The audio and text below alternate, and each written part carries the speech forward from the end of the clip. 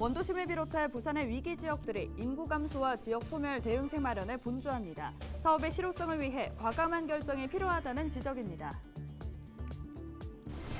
인구가 줄어드는 만큼 맞춤형 개발 방식이 필요하다는 목소리가 나왔습니다. 또 도시 전체를 아우르는 정비 계획과 행정의 의지, 제도적 지원도 중요할 것으로 보입니다.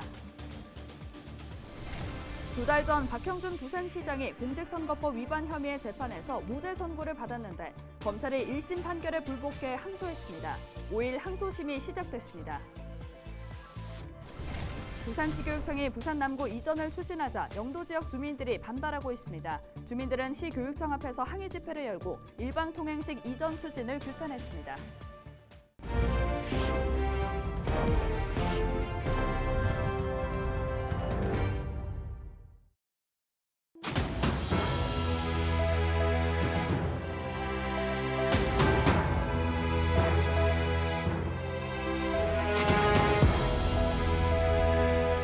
여러분 안녕하십니까? 헬로TV 부산 뉴스입니다. 저희 헬로TV 부산 뉴스에서는 소멸 위기 원도심의 실태를 보도하고 있는데요. 오늘 마지막 시간으로 원도심이 활력을 찾기 위한 방법은 없을지 짚어보도록 하겠습니다. 인구 감소와 지역 소멸, 우리 정부와 지자체도 대응책을 마련하고 있습니다. 정부는 올해부터 10년간 매주 1조 원의 국비를 소멸 위기 지역에 투입할 예정입니다. 원도심을 비롯한 부산의 위기 지역들도 이 기금을 배분받아 사업을 준비하고 있는데요. 사업의 실효성을 위해서는 보다 장기적인 관점에서 과감한 결정이 필요하다는 지적도 나옵니다. 안수민 기자의 보도입니다. 부산에서는 부산시와 원도심을 포함한 5개의 구가 정부의 지방소멸 대응기금을 받습니다. 내년까지 지역별 배분액은 부산시가 60억, 인구소멸 위험지역인 서구가 140억, 영도구가 126억, 동구가 112억 원입니다.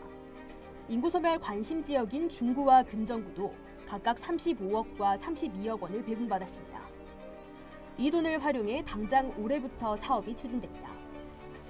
2022년도에는 87억 원의 예산으로 문화로 피센터를 조성을 할 예정인데 세대와 계층을 아우르는 문화적인 활동을 통해서 인구 유출을 막고 중구 국제센터 조성하고 광복로 분수광장 조성 등 4개 투자 사업을 2개년도에 걸쳐가 추진할 계획입니다. 하지만 사업의 투자 대비 효과에는 의문이 제기됩니다. 인구 감소와 지역 소멸의 원인은 일자리는 물론 주거 등의 생활 환경과 교육, 문화 등 사회 전 분야에 복합적으로 걸쳐 있습니다. 각 지자체가 한정된 재원으로 추진하는 특정 분야의 단기 사업들만으로는 변화를 가져올 수 없다는 겁니다. 결국 은발에 오줌 누는 수준 정도의 그런 재정 투입을 통해서 뭘 해결할 수 있겠는가, 이 부분에 대한 명확한 문제 제기가 돼야 되는 거고, 또 그렇게 해서 그런 게 n분의 1로 그렇게 나누어져서 오게 되면 결국은 저는 지자체 수준에서는 사실 그 작은 돈을 갖고 제대로 효율적으로 집행할 게 없을 거다. 저는 지자체 간 좀 공동보조 뭐 이런 것들을 통하고. 전문가들은 사업이 실질적인 성과를 내려면 인접한 지역 간의 유사한 사업은 하나로 묶는 등 규모의 경제를 실현해야 한다고 조언합니다. 이를 위해서는 지역 간 협력, 더 나아가서는 행정 통합이 선행돼야 한다는 지적입니다. 기본적으로 원도심은 행정의 효율, 그리고 규모의 경제 뭐 이런 것들을 달성하기 위해서 저는 무엇보다도 행정 통합 같은 그런 적극적인 어떤 통합의 노력이 저는 먼저 필요하고. 하지만 통합이 현실화되기는 쉽지 않습니다. 지난 2017년 부산시가 중구와 동구, 영도구, 서구 등 원도심 4개구 통합을 추진했지만 지역 주민들의 반발과 행정적인 절차 지연으로 무산됐습니다. 당시 부산시와 각 지역 구청장들은 통합의 필요성에는 공감을 한다며 추가적인 논의를 거쳐 2022년 7월 통합을 하자고 합의했습니다. 이번 취재를 진행한 안수민 기자 스튜디오에 나와 있습니다. 보다 자세한 이야기 나눠보도록 하겠습니다. 네, 안수민 기자, 약속했던 2022년인데 부산 원도심의 통합 왜 안 되고 있는 겁니까? 통합이 추진됐던 당시에는 지역의 반발이 상당했습니다. 지역 주민들은 행정 서비스가 줄어드는 데 대한 우려가 아주 컸었고요. 무엇보다 정치적인 관점에서 이 선출직들은 본인들의 자리가 줄어들 수밖에 없었기 때문으로 보입니다. 2018년 초에 4개구 구청장들이 원도심 통합에 의견을 모았지만 그 사이 단체장들까지 모두 바뀌면서 통합 추진은 사실상 흐지부지해졌습니다. 네, 앞서 설명이 있긴 했지만 이 지방 소멸을 막는데 왜 행정 통합이 중요한 건가요? 일단 일자리 창출이나 주거 환경 정비 등 각 지역에서는 인구를 유입하기 위한 다양한 정책들을 마련할 겁니다. 하지만 아무리 좋은 아이디어가 있어도 돈이 없다면 실행을 할 수 없겠죠. 통합을 하면 인구 규모가 커지는 만큼 예산도 늘게 되고 지자체가 할 수 있는 일이 많아집니다. 변화를 이끌어낼 수 있는 보다 강력한 동력이 마련되는 겁니다. 또 중복되는 시설을 재배치하고 불필요한 비용을 줄여서 필요한 부분에 집중적인 투자를 함으로써 도시 운영의 효율성도 높일 수 있습니다. 현재 원도심 4개구의 인구를 모두 합해도 부산 진구 1개 지자체에 못 미치고 있는 상황인데요. 인구 감소가 더욱더 가속화한다고 봤을 때 이 행정통합의 필요성은 지속적으로 제기될 수밖에 없을 것으로 보입니다. 네, 그렇군요. 이 지자체 간의 통합, 다른 지역에서도 살펴볼 수가 있는데 현재 추진 상황이 어떻습니까? 네, 큰 틀에서 보자면 이 행정적인 통합은 아니지만 부울경 메가시티 역시 지역 소멸에 대응하기 위한 방향으로 추진이 되고 있습니다. 전주시와 완주군, 원주시와 횡성군 등 다른 지역에서도 행정통합 논의가 나오고 있는 상황입니다. 다만 실제 통합은 쉽지 않은 상황인데요. 이 부울경 메가시티만 봐도 각 시도 또 단체장의 입장 차이로 현재 논란이 많습니다. 네. 현실적으로 통합을 하기 위해서는 해당 지역 선출직 간의 통큰 합의가 최우선입니다. 이에 더해서 주민들의 의견을 수렴하고 통합 방식을 논의하고 실효성을 검증해야 하기 때문에 당장 통합을 결정했다 하더라도 실현까지는 오랜 시간이 걸린다는 걸 감안해야 합니다.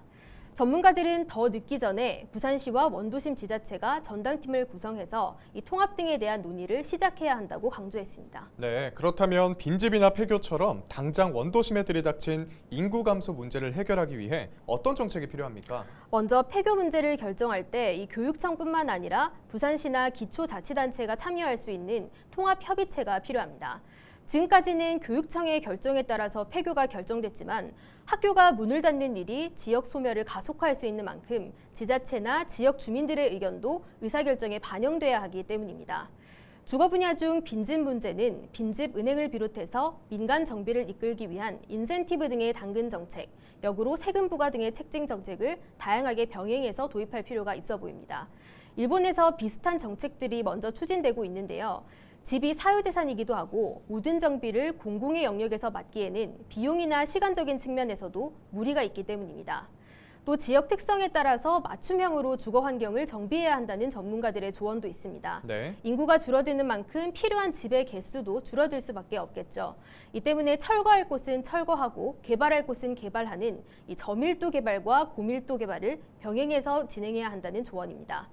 이를 위해서는 도시 전체를 아우르는 정비 계획이 필요하고 민간의 자본도 투입돼야 하는 만큼 행정의 적극적인 의지, 또 제도적인 지원이 중요하게 되드립니다. 네, 안수민 기자 수고하셨습니다.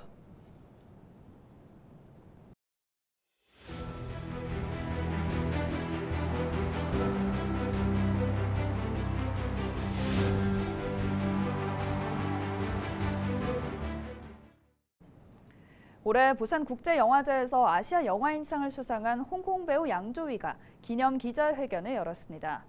배우 양조위는 1981년 데뷔해 40년 동안 배우 활동을 이어왔으며 홍콩 영화 금상장에서 5관왕, 금마장에서 3관왕이라는 쾌거를 달성해 남우주연상 최다 수상자라는 기록을 세웠습니다. 올해의 아시아 영화인상은 한 해 동안 아시아 영화 산업과 문화 발전에 있어 가장 두드러진 활동을 보인 아시아 영화인에게 수여됩니다. 올해 부산국제영화제 기간에는 배우 양조위가 직접 선정한 작품 암화를 비롯해 해피투게더, 화양연화, 무간도 등 총 6편이 상영됩니다.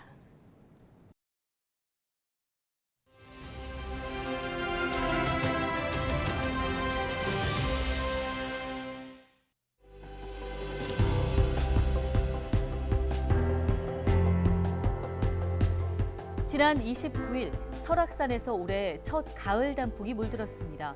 올해 첫 단풍은 평년보다 하루 늦었고 지난해보다는 하루 빠르게 관측됐는데요.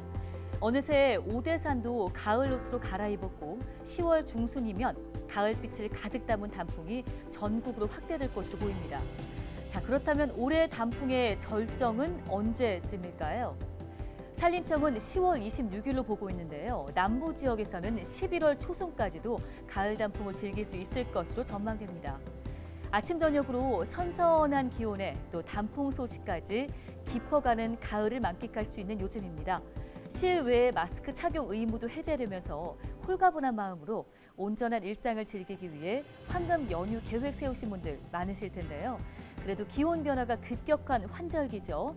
코로나가 종식된 상황이 아닌 만큼 건강관리에 신경 쓰여서 오랜만에 찾아온 이 가을의 평온함 마음껏 즐기시기 바랍니다. 데일리 브리핑이었습니다. 박형준 부산시장의 항소심 소식에 대해서 뉴스 속 뉴스에서 짚어보도록 하겠습니다. 네, 뉴스원 노경민 기자와 함께하는데요. 화상으로 연결돼 있습니다. 안녕하십니까? 네, 안녕하세요. 네, 2달 전 박형준 부산시장이 공직선거법 위반 혐의 재판에서 무죄를 선고받았죠. 그런데 검찰의 1심 판결에 불복해 항소했고 5일 항소심이 시작됐습니다. 5일 재판에서 어떤 내용이 오갔습니까? 네, 부산고법 형사 2부 재판부는 이 5일 오전 박형준 시장에 대한 항소심 첫 공판 준비기를 열었습니다. 네. 박 시장은 중남미 출장 일정으로 재판에 불출석했습니다. 먼저 이번 재판에 대해 간단하게 설명을 드리자면 지난해 10월 부산지검은 박 시장이 부산시장 보궐선거 과정에서 과거에 4대강 반대 세력을 불법 사찰한 적이 없다는 취지로 발언한 것을 문제 삼으며 공직선거법상 허위 사실 공표 혐의로 불구속 기소했는데요. 검찰 측의 주장은 박 시장이 14년 전 이명박 정부의 청와대 홍보기획관으로 재직했던 당시 국정원 직원을 통해 4대강 반대 단체 및 인물에 대한 동향을 지시하거나 보고받은 바가 있었다는 것입니다. 하지만 지난 8월 1심 재판부는 검찰의 증거만으로는 박 시장이 불법 사찰에 가담했거나 나아가 허위 사실을 공표했다고 보기 어렵다며 무죄를 선고했는데요. 이에 검찰은 사실 오인 등을 이유로 항소했습니다. 검찰은 5일 첫 준비 기일에 무죄를 선고한 원심 판결에 문제가 있었다며 이 항소심 재판부에서 다시 판단을 맡기기 위해 항소했다고 말했는데요. 이에 대해 박 시장 측 변호인단은 원심 판결에 문제가 없었다고 반박했습니다. 네, 그렇군요. 검찰에서 원심 판결에 문제가 있었다고 주장한 이유가 무엇인가요? 네, 검찰은 1심 재판부가 지적한 검찰의 증거 능력에 대해 항소심 재판부가 다시 판단해달라고 호소했는데요. 네. 이 원심 판단 중에 재전문 진술이 기재된 증거에 대해 다시 살펴봐야 한다는 주장입니다. 재전문 진술이란 직접 증거가 아닌 제3자의 말을 통해 전해들은 진술을 기재한 증거로 피고인이 증거를 동의하지 않는 이상 증거로 채택할 수는 없습니다. 1심 재판부 역시 검찰의 주요 증거가 재전문 진술에 해당돼 박 시장이 불법 사찰에 관여한 사실을 인정할 수 있는 증거로 볼 수 없다고 판단했습니다. 이처럼 이번 항소심에서는 증거 능력을 두고 검찰과 박 시장 측 간 신경전이 이어질 것으로 예상됩니다. 네. 검찰은 재판부에 서면 입증 계획서를 제출하며 청와대 비서관 등 추가 증인 3명을 신청하겠다고 밝혔고 박 시장 측은 재판 사항을 지켜본 뒤 증거나 증인을 신청할지 결정하겠다고 밝혔습니다. 재판부는 공직선거법 사건인 만큼 신속히 재판을 진행하겠다고 밝혔습니다. 다음 재판은 2주 후인 10월 19일 오전에 두 번째 공판 준비 기일로 열릴 예정입니다. 현재 박형준 부산시장은 1심에서 무죄 선고를 받으면서 사법 리스크에서 벗어나 2030 부산 월드엑스포 유치 활동에 집중하고 있는 상황이었는데 항소심 추가 재판 결과도 지켜봐야겠네요. 노경민 기자 수고하셨습니다. 네, 감사합니다.